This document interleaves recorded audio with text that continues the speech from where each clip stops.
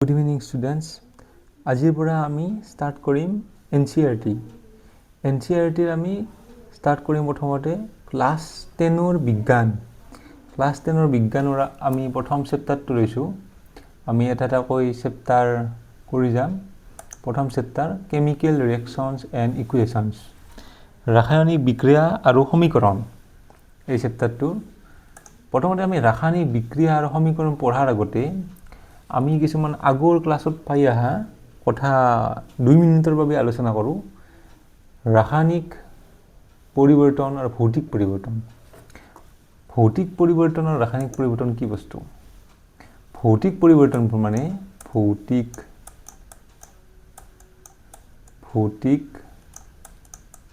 পৰিৱৰ্তন।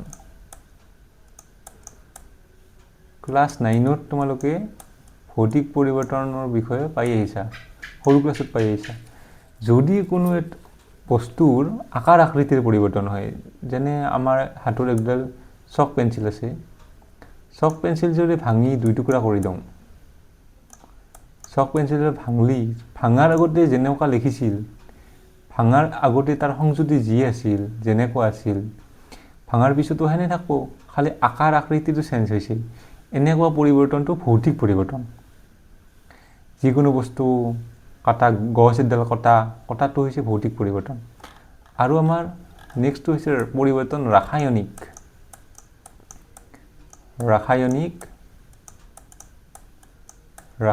পৰিৱৰ্তন। ৰাসায়নিক পৰিৱৰ্তন মানে যদি বস্তু এটাৰ কিছুমান ধৰ্ম সলনি হৈ যায়, যেনে তাৰ গোন্ধ সলনি হয়, সোৱাদ সলনি হয়, কালাৰ চেঞ্জ হয়, বা ধোৱাৰ উৎপত্তি অৱস্থাৰ পৰিৱৰ্তন হয়, তেনেকুৱা পৰিৱৰ্তনক ৰাসায়নিক পৰিৱৰ্তন বুলি কয়। একেলাই আকাৰ আকৃতি চেঞ্জ নহয় ৰাসায়নিক পৰিৱৰ্তনত, তাৰ কিছুমান ধৰ্ম সলনি হৈ যায়, সংযুতি চেঞ্জ হৈ যায়। যেনে ধৰি লোৱা তোমাৰ হাতত এটা টেষ্ট টিউবত এটা লিকুইড আছে, আন এটা টেষ্ট টিউবত এটা লিকুইড আছে, দুটা লিকুইড অৱস্থাত আছে। এই এটা আনটোত মিক্স কৰি দিয়াৰ পিছত যদি ধোঁৱাৰ উৎপত্তি হয়, বা আমাৰ সলিউশ্যনটো যদি লিকুইডটো যদি গৰম হয়, হিট উৎপন্ন হয়, বা তলত যদি আমাৰ অধক্ষেপ সৃষ্টি হয়, তেতিয়াহ'লে আমি জানিব লাগিব তাত ৰাসায়নিক পৰিৱৰ্তন ঘটিছে। অৱস্থাৰ পৰিৱৰ্তন হ'লেও আমাৰ ৰাসায়নিক পৰিৱৰ্তন। যদি প্ৰথমতে লিকুইড অৱস্থাত আছিল, দুটা লিকুইড মিক্স কৰি দিয়াৰ পিছত তলত গোটা উৎপন্ন হ'ল নিজে নিজে। গতিকে জুলীয়াৰ পৰা নিজে নিজে গোটা উৎপন্ন হ'ল, মানে কি ভাবিব লাগিব, আমি কি জানিব লাগিব, তাত ৰাসায়নিক বিক্ৰিয়া ঘটিছে, ৰাসায়নিক পৰিৱৰ্তন ঘটিছে। ৰাসায়নিক পৰিৱৰ্তন ঘটিব লাগিলে তাতে ৰাসায়নিক বিক্ৰিয়া ঘটিব লাগিব।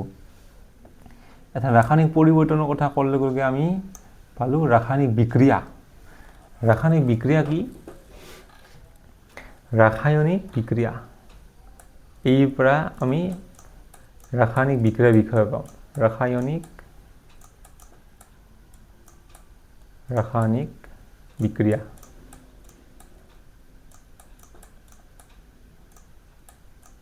ৰাসায়নিক বিক্ৰিয়াৰ বিষয়ে বুজাবৰ বাবে আমাৰ কিতাপৰ প্ৰথম পেজটোত এটা উদাহৰণ দিছে, এইটো মেগনেছিয়াম ফিটাৰ উদাহৰণটো। মেগনেছিয়াম ফিটা, একডাল মেগনেছিয়াম ফিটা জ্বলাইছে, জ্বলাৰ পিছত কি হ'ব, মেগনেছিয়াম ফিটাডাল কিছুমান ছাইলৈ ৰূপান্তৰ হৈ যাব, হয় না নহয়? মেগনেছিয়াম ফিটা ছাইলৈ ৰূপান্তৰ হৈ যাব। আচলতে কি ঘটছে এতে? মেগনেছিয়াম ফিটাডাল ছাইলৈ ৰূপান্তৰ হ'ল যে, ছাইখিনি কি আচলতে? Magnesium oxide. প্ৰথমতে কি আছিল? মেগনেছিয়াম। প্ৰথমতে মেগনেছিয়াম ফিটাডাল মেগনেছিয়াম আছিল, তাৰপিছত জুই লগোৱাৰ পিছত পুৰি যাই ছাই অলপ উৎপন্ন হ'ল। সেই ছাইখিনি মেগনেছিয়াম অক্সাইড। গতিকে এতিয়া আমাৰ ৰাসায়নিক বিক্ৰিয়া ঘটছে। ৰাসায়নিক বিক্ৰিয়া ঘটোতে আমি এই ৰাসায়নিক বিক্ৰিয়া যে ঘটলাক, মেগনেছিয়ামটো মেগনেছিয়াম অক্সাইডলৈ ৰূপান্তৰ হৈছে, সেই কথাখিনি আমি কেনেকৈ লিখিব পাৰোঁ, কেনেকৈ ক'ব পাৰোঁ? মেগনেছিয়ামে অক্সিজেনৰ সৈতে বিক্ৰিয়া কৰি মেগনেছিয়াম অক্সাইড উৎপন্ন কৰে। যিকোনো বস্তু জ্বলা মানে অক্সিজেনৰ সৈতে বিক্ৰিয়া। গতিকে মেগনেছিয়াম জ্বলছে, জ্বলি ছাই উৎপন্ন হৈছে, তাৰ মানে মেগনেছিয়ামে অক্সিজেনৰ সৈতে বিক্ৰিয়া কৰিছে। গতিকে আমি ক'ব পাৰোঁ মেগনেছিয়ামে অক্সিজেনৰ সৈতে বিক্ৰিয়া কৰি মেগনেছিয়াম অক্সাইড উৎপন্ন কৰে। গতিকে কিমান এটা লম্বা লাইন, এই লম্বা লাইনটো আমি খাটাকৈ লিখিব পাৰোঁ না? নিশ্চয় পাৰোঁ। আমি সমীকৰণৰ ৰূপত লিখিব পাৰোঁ। যেনে মেগনেছিয়াম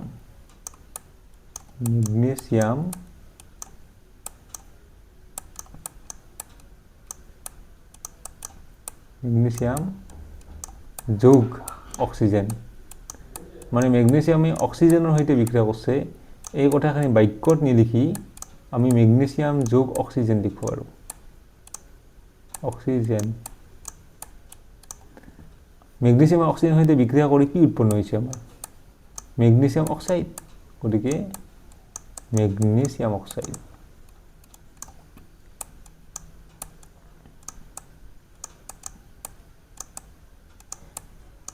মেগনেছিয়াম অক্সাইড।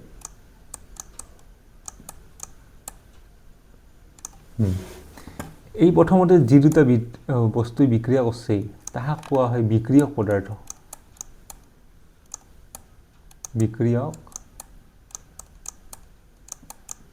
বিক্ৰিয়ক পদাৰ্থ। আৰু বস্তু দুটা বিক্ৰিয়া কৰি বিক্ৰিয়াৰ পিছত যিটো উৎপন্ন হৈছে তাক কোৱা হয় বিক্ৰিয়াজাত পদাৰ্থ।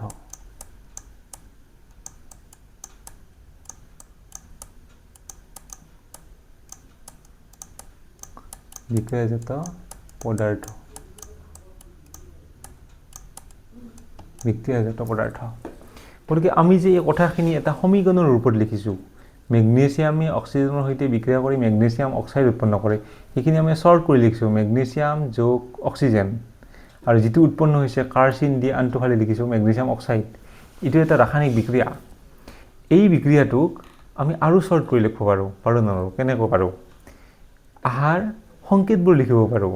মেগনেছিয়ামৰ জেগাত মেগনেছিয়াম Mg লিখিব পাৰোঁ। মেগনেছিয়ামৰ সংকেতটো Mg, প্লাছৰ জেগাত প্লাছ, অক্সিজেনৰ জেগাত O2 আৰু কাচ চিন ইফালে বিক্ৰিয়াজাত পদাৰ্থ মেগনেছিয়াম অক্সাইড। মেগনেছিয়াম অক্সাইডৰ সংকেতটো Mg আৰু একেলগে O, মেগনেছিয়াম অক্সাইড। এই সমীকৰণটোক আমাৰ লিখিছোঁ যে এইটো এটা ৰাসায়নিক সমীকৰণ, ইয়াক জকা সমীকৰণ বুলি কয়। জকা মানে আমাৰ বিক্ৰিয়াটো সন্তুলিত কৰা নাই। বিক্ৰিয়াটো সন্তুলিত সমীকৰণ কি অলপ পিছতে পাই আছোঁ। এইটোক কোৱা হয় জকা সমীকৰণ।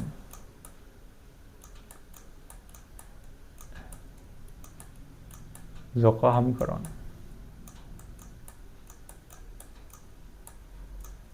এই যিকোনো এটা বিক্ৰিয়া তোমালোকে পৰীক্ষাতে হওক বা ক্লাছৰুমত য'ত হওক, যিকোনো বিক্ৰিয়া লেখাৰ পিছত বিক্ৰিয়াটো সন্তুলিত কৰিব লাগে।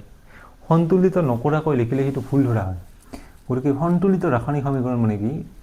আমাৰ বিক্ৰিয়ক পদাৰ্থ বিক্ৰিয়াৰ আগত মুঠ পৰমাণু আৰু বিক্ৰিয়াৰ পিছত মুঠ পৰমাণু সমান থাকিব লাগে আমাৰ নিয়মতে। আমাৰ ক্লাছ 9ত তোমালোকে পাইছিলা এটা ভৰৰ নিত্যতা বিধি। ভৰৰ নিত্যতা বিধিৰ মতে কি আছিল? বিক্ৰিয়াৰ আগত যিকোনো এটা ৰাসায়নিক বিক্ৰিয়া ঘটাৰ আগত মুঠ যিমান ভৰ, বিক্ৰিয়া ঘটাৰ পিছত মুঠ ভৰ একে থাকে। বিক্ৰিয়া ঘটাৰ আগত ভৰ, বিক্ৰিয়া ঘটাৰ পিছত ভৰ সমান থাকে। গতিকে সেই নিয়মটো মানি আমি যিকোনো ৰাসায়নিক সমীকৰণ সন্তুলিত কৰিব লাগে।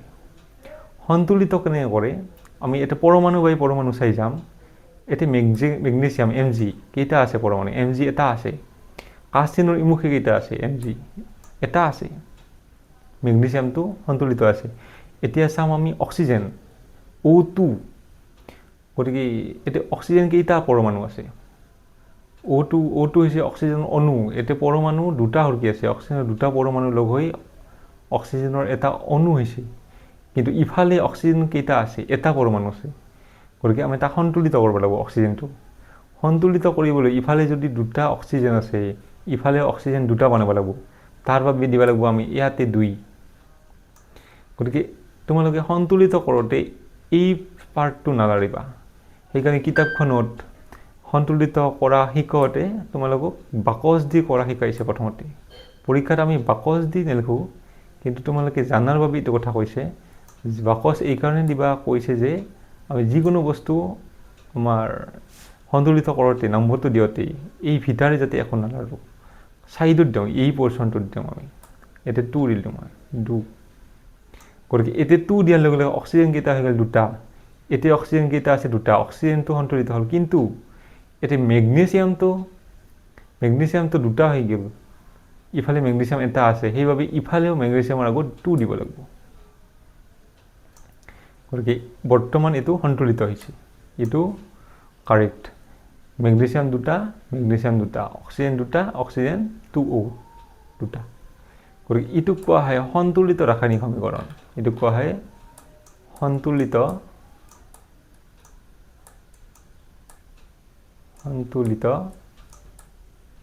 ৰাসায়নিক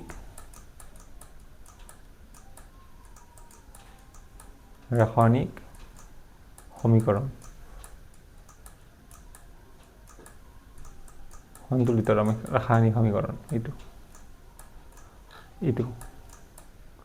আৰু যিকোনো আমি ৰাসায়নিক সমীকৰণ লিখলি আমি সন্তুলিত আকাৰতহে লিখিব লাগে গতিকে বৰ্তমান এইটো জোকা সমীকৰণ নহয় আগতে আমি নাম্বাৰ কেইটা দিয়াৰ আগতে এইটো জোকা সমীকৰণ আছিল বৰ্তমান এইটো সন্তুলিত সমীকৰণ এই যে সমীকৰণটো লিখিলোঁ সন্তুলিত বা সমীকৰণটো লিখিলোঁ কি আছিল মেগনেছিয়ামে অক্সিজেনৰ সৈতে বিক্ৰিয়া কৰি মেগনেছিয়াম অক্সাইড উৎপন্ন কৰে এতিয়া এটা কথা মন কৰিছানে কি এইটো মেগনেছিয়াম তলত ভালকৈ লিখি দিছোঁ মেগনেছিয়াম লেখতে Mg লিখিলোঁ প্লাছ তাৰ লগত অক্সিজেনে বিক্ৰিয়া কৰা বুলি কওঁতে প্লাছ O নিলিখি O2 লিখিলোঁ আৰু ইফালে MgO এইটো কিয় লিখিলোঁ তোমালোকে ভাবা নাই নেকি এনেকৈ লেখা নাই Mg প্লাছ O MgO এনেকৈ লেখা নাই এইটো ভুল আচলতে বা এনেকৈ লেখা নাই Mg2 প্লাছ O2 MgO সেনেকৈ লেখা নাই যদি O2 দিছোঁ মেগনেছিয়ামক কিয় 2 দিয়া নাই বা মেগনেছিয়াম যদি সিঙ্গেল কৰি লিখিছোঁ ইফালে কিয় O দিয়া নাই এই দুটা ভুল এই দুটা নিলিখিবা এই দুটা ভুল সেইটো কথা মনত ৰাখাৰ কাৰণে তোমালোকে এটা কথা ইম্পৰ্টেণ্ট কথা লিখি ল'ব লাগিব এইটো যিকোনো সমীকৰণ লিখলি এই ৰুলটো ইউজ হ'ব এই ৰুলটো হৈছে ৰাসায়নিক বিক্ৰিয়া এটাত hydrogen nitrogen oxygen chlorine Florin bromine আৰু আয়োডিন থাকিলে সিহঁতক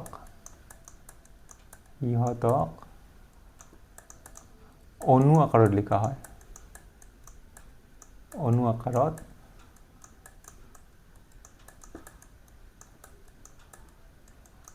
লিখা হয় মোষ্ট ইম্পৰ্টেণ্ট ৰুল এই ৰুলটো নাজানিলে তোমালোকে ৰাসায়নিক বিক্ৰিয়া লিখবাই নৰবা মনত ৰাখা বিক্ৰিয়া এটাত hydrogen nitrogen oxygen chlorine Florin bromine আৰু আয়োডিন থাকিলে সিহঁতক অণু আকাৰত লিখা হয় কিন্তু একলাই বুলিহে অণু আকাৰ হ'ব যেনে মেগনেছিয়ামৰ ক্ষেত্ৰত Mg প্লাছ O2 একলা থকাৰ কাৰণে ইয়াক অণু আকাৰত লিখছোঁ কিন্তু O2 যদি বেলেগ মৌলৰ লগত লগ হৈ যৌগ অৱস্থা থাকে তাত আৰু O2 দিবা নাযাওঁ এইটোত O2 দিবা নাযাওঁ গতিকে এইটো কথা মনত ৰাখা একলাই বুলি যেনে আমি উদাহৰণ দি শিকিম এতিয়া হাইড্ৰোজেন আৰু অক্সিজেন লগ হৈ পানী উৎপন্ন হয় আমাৰ কেনেকৈ লিখিম এই ৰুলটো ইউজ কৰি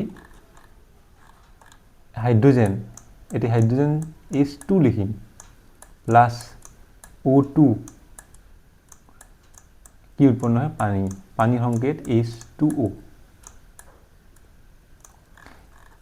গতিকে হাইড্ৰোজেন নাইট্ৰোজেন অক্সিজেন গতিকে এই দুটা বস্তু এই বস্তুটো যিকেইটা আমাৰ মৌল লিখছোঁ সেইকেইটা যদি একলাকে আহে সমীকৰণত তেতিয়া তাক ডাইৰেক্ট আমি অণু আকাৰ বনাই দিম H প্লাছ O H2O নহয় H2 প্লাছ O2 কাৰ্চেন H2O এই জোকা সমীকৰণটো লেখাৰ পিছত এক সন্তুলিত কৰিম সন্তুলিত কৰোঁ ইফালে H কেইটা আছে হাইড্ৰোজেন কেইটা পৰমাণু আছে পৰমাণু কেইটা আছে সেইটো চাম সন্তুলিত কৰোঁতে পৰমাণু কেইটা আছে সেইটো চাওঁ H2 মানে দুটা হাইড্ৰোজেন পৰমাণু আছে কাচ চিহ্নৰ মুখে কেইটা আছে দুটা হাইড্ৰোজেন পৰমাণু আছে হাইড্ৰোজেনটো সন্তুলিত আছে এটা অক্সিজেন চাম অক্সিজেন কেইটা পৰমাণু আছে দুটা ইফালে অক্সিজেন কেইটা আছে এটা গতিকে ইয়াক সন্তুলিত কৰিব লাগিব তাৰ বাবে আমি এই পাৰ্টটোত এখন নালাৰো যি বহম এই পাৰ্টটোত লিখোঁ এই পাৰ্টটোত গতিকে অক্সিজেন দুটা আছে অক্সিজেন এটা আছে অক্সিজেন দুটা বনাব লাগিলে এতে 2 দিব লাগিব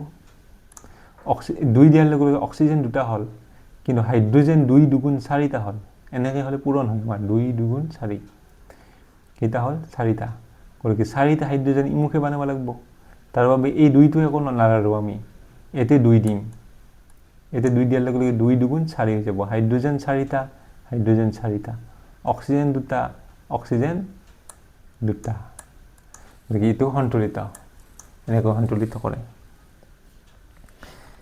আৰু যদি আমি লওঁ সমীকৰণ কাৰ্বনে অক্সিজেনৰ সৈতে বিক্ৰিয়া কৰি কাৰ্বন ডাই অক্সাইড উৎপন্ন কৰে সি কাৰ্বনে মানে সি কাৰ্বন অক্সিজেনৰ সৈতে বিক্ৰিয়া কৰে যোগ অক্সিজেন প্লাস O নে O থাকলে O2 দিম সি প্লাস O2 এই ৰুলটো মতে এই অক্সিজেন ক্লোৰিন হেনে ঠিক তেনেদৰে কিছুমান বিক্ৰিয়াৰ ক্লোৰিন আহিলেও Cl2 লিখিম একলাই আহিলে Cl লিখো C প্লাস O2 কাচিন কি উৎপন্ন হয় বুলি কৈছিলো কাৰ্বন আৰু অক্সিজেন লগ হৈ কাৰ্বন ডাই অক্সাইড উৎপন্ন হয় CO2 কাৰ্বন ডাই অক্সাইড মানে গতিকে আমি সন্তুলিত কৰিম কাৰ্বন কেইটা আছে এটা কাৰ্বন কেইটা আছে এটা অক্সিজেন কেইটা আছে দুটা পৰমাণু আছে অক্সিজেন কেইটা আছে দুটা পৰমাণু আছে কিছুমান ৰাসায়নিক সমীকৰণ আমাৰ সন্তুলিতই থাকে এটো অলৰেডি সন্তুলিত ইয়াক সন্তুলিত কৰিব নালাগে কাৰ্বনে অক্সিজেনৰ সৈতে বিক্ৰিয়া কৰি কাৰ্বন ডাই অক্সাইড গেছ উৎপন্ন কৰে কিছুমান কন্ডিশনত কাৰ্বনে অক্সিজেনৰ সৈতে বিক্ৰিয়া কৰি কাৰ্বন মনোক্সাইড উৎপন্ন কৰে কি কন্ডিশনত কৰে কেতিয়াবা কম অক্সিজেন থকা পৰিৱেশত যদি কাৰ্বন জ্বলং এনে বায়ুমণ্ডলত যিখিনি অক্সিজেন আছে তাত কৰি বহুত যদি কম অক্সিজেন থাকে বায়ুমণ্ডলত হেনেহেন পৰিৱেশত কাৰ্বন জ্বললি কাৰ্বন ডাই অক্সাইড উৎপন্ন হয় কাৰ্বন মনোক্সাইড উৎপন্ন হয় এটা লিখিম আমি কাৰ্বনে অক্সিজেনৰ লগত বিক্ৰিয়া কৰি কম অক্সিজেনৰ পৰিৱেশত কি হয় কাৰ্বন মনোক্সাইড হয় ইটো সমীকৰণো শুদ্ধ কেতিয়াবা C plus O2 CO হয় ইটো সমীকৰণ দেখলি গম পাবা কাৰ্বনে অক্সিজেনৰ লগত লগ হৈ কাৰ্বন মনোক্সাইড উৎপন্ন কৰিছে কিয় কৰিছে বায়ুমণ্ডলত যিখিনি পৰিৱেশত কাৰ্বনটো দাহিত কৰিছে মানে উৎছে হিটো পৰিৱেশত অক্সিজেন কম আছে সেই কাৰণে ইটো সমীকৰণ সন্তুলিত আছে না চাম কাৰ্বন কেইটা আছে এটা কাৰ্বন কেইটা আছে এটা ইফালে কাৰ্বন অক্সিজেন কেইটা আছে দুটা কাচিনৰ মুখে অক্সিজেন এটা আছে এবাৰ ইয়াক সন্তুলিত কৰিব লাগিব অক্সিজেন দুটা আছে ইয়াক দুটা কৰিব লাগিব তাৰ বাবে এই পাৰ্টটোত আমি 2 লিখিম 2 লেখাৰ লগে লগে অক্সিজেন দুটা হ'ল অক্সিজেনটো সন্তুলিত হ'ল কিন্তু কাৰ্বনটো দুটা হৈ গেল এদিফালে কাৰ্চিনৰ ইমুখে কাৰ্বন দুটা সেই কাৰণে ইফালেও 2 দিব লাগিব তুছি ইটো সন্তুলিত সমীকৰণ ঠিক তেনেদৰে ক্লোৰিন থাকা আমি এটা কৰি চাব পাৰো কিতাপত থাকা এটা সমীকৰণ লম আমি কি আছে সিলভাৰ ক্লোৰাইড সূৰ্যৰ পোহৰত ৰাখলি এই সিলভাৰ ক্লোৰাইড মানে সিলভাৰ মানে Ag সিলভাৰ মানে Ag আৰ সিলভাৰ ক্লোৰাইড মানে AgCl এটো AgCl হলে সিলভাৰ ক্লোৰাইড ইয়া সূৰ্যৰ পোহৰত ৰাখলে সূৰ্যৰ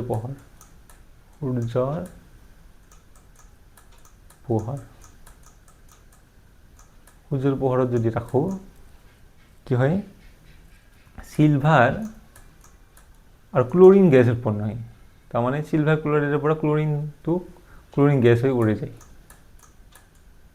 Cl এতে 2 লিখিম ক্লোরিন তো একলাই আহার লগে Cl একলা নহয় Cl2 এই রুলটো মতে বিক্রিয়া এটাত hydrogen nitrogen oxygen chlorine fluorine bromine আর আয়োডিন ইকেটার ভিতৰত যিকোনো এটা যদি সিঙ্গেল আহে একলাই আহে পৰমাণু হিসাব আমি লিখো অণু আকাৰত লিখো সমীকৰণৰ ভিতৰত ৰাসায়নিক সমীকৰণত গতিকে এইটো চিলভাৰ ক্লৰাইড সূৰ্য পোহৰত থলে চিলভাৰ আৰু ক্লৰিন গেছলৈ ভাঙি যায় গতিকে এইটো আমি সন্তুলিত কৰিব লাগিব যি চাওঁ চিলভাৰ কেইটা আছে এটা ইফালে কেইটা আছে চিলভাৰ কাচিনৰ মুখে চিলভাৰ এটা ক্লৰিন কেইটা আছে এটা ক্লৰিন কেইটা আছে দুটা গতিকে ইফালে ক্লৰিন দুটা কৰিব লাগিব গতিকে ইফালে ক্লৰিন দুটা কৰিবৰ কাৰণে এতে 2 দিম এতে 2 দিয়াৰ লগে লগে ক্লৰিনটো দুটা হৈ গেল ক্লৰিন দুটা হয় ক্লৰিন ইফালে দুটা সন্তুলিত হ'ল ক্লৰিন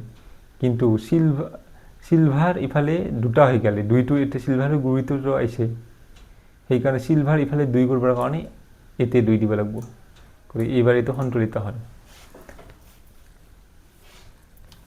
চিলভাৰ ক্লৰাইড এই দেখছনা এইটো কিছুমানে জি বেলেগ বেলেগ ভাবে যিবোৰ তাৰমানে সংকেত কেইটা মুখা ভালকে নাজানে আমাৰ সংকেত লেখা নিয়মটো হৈছে দুটা বস্তু লিখি দিম মই তোমালোকে CO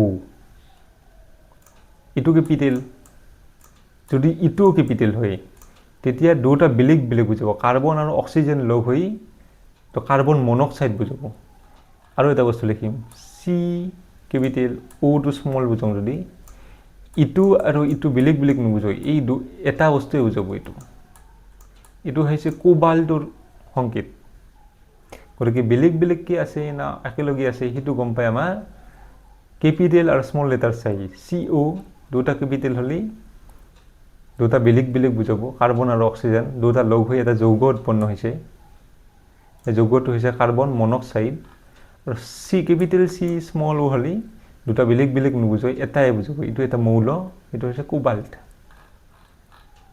গতিকে এইটো এনেদৰে আমি গম পাওঁ বস্তুটো কোনো আমাৰ যৌগবিলাক লেখতে সেইটো যৌগ হৈ আছে না এটাই বস্তু না দুটাই বস্তু গতিকে সেই কেপিটেল স্মল এটা চাই গম পাওঁ গতিকে আমি ৰাসায়নিক সমীকৰণ পঢ়িলোঁ আজি আৰু এটা ৰাসায়নিক সমীকৰণ আমি সমতুল কৰি চাওঁ সমতুল কৰোঁ যেনে সোডিয়াম সালফেটৰ সংকেত Na2SO4 এই যে সমীকৰণ লিখি আছো এই প্ৰত্যেকটো সমীকৰণৰ কিছুমান ভাগ আছে নাম আছে যেনে সংযোজন বিক্ৰিয়া বিযোজন বিক্ৰিয়া সেই আমি নেক্সট ক্লাছত পাম আজি ৰাসায়নিক সমীকৰণ কেনেকৈ লেখে আৰু সমীকৰণ কেনেদৰে সন্তুলিত কৰে আৰু সমীকৰণ লেখতে কি কি নিয়ম মানি চলিব লাগে সেইবোৰ আমি পঢ়ছো আজি সোডিয়াম সালফেটে বেৰিয়াম ক্লৰাইডৰ লগত বিক্ৰিয়া কৰি বেৰিয়াম ক্লৰাইডৰ সংকেতটো হৈছে BaCl2 আঙুৰ বিক্ৰিয়া কৰি কি উৎপন্ন হয় বেৰিয়াম সালফেট BaSO4 আৰু কি উৎপন্ন হয় সোডিয়াম ক্লৰাইড নিমখ NaCl উৎপন্ন হয় আমি এটা সন্তুলিত কৰিম এটা এটা চাই যাম সোডিয়াম সোডিয়াম কেইটা আছে দুটা পৰমাণু আছে সোডিয়ামৰ কাচিনৰ মুখে সোডিয়াম কেইটা আছে এটা গতিকে ইয়াক দুটা কৰিব লাগিব এতে 2 দিম এতে 2 দিয়াৰ লগে লগে ক্লৰিন কেইটা হৈ গেল ক্লৰিন দুটা হৈ গেল ইফালে কাচিনৰ মুখে ক্লৰিন দুটাই আছে গতিকে ক্লৰিনটো সন্তুলিত হৈ গৈছে একেলগে তাৰপিছত সালফাৰ চাম S কেইটা আছে S এটা আছে ইফালেও S এটা আছে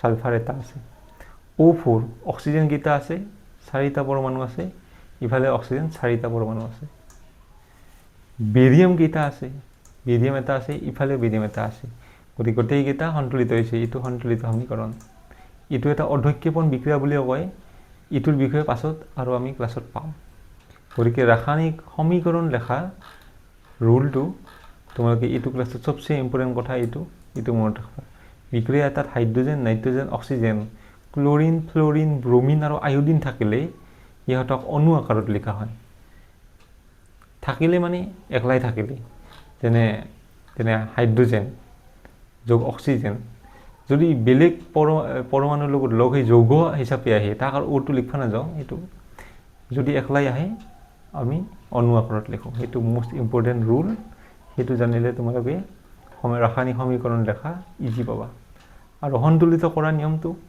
সন্তুলিত কেনে কৰে এটা এটাকৈ পৰমাণু চাই যাবা কাচ চিহ্নৰ ইফালে আৰু কাচ চিহ্ন সিফালে গতিকে সন্তুলিত কৰি যাবা নেক্সট ক্লাছত আমি আৰু ৰাসায়নিক বিক্ৰিয়াৰ প্ৰকাৰবোৰ আমি ষ্টাৰ্ট কৰিম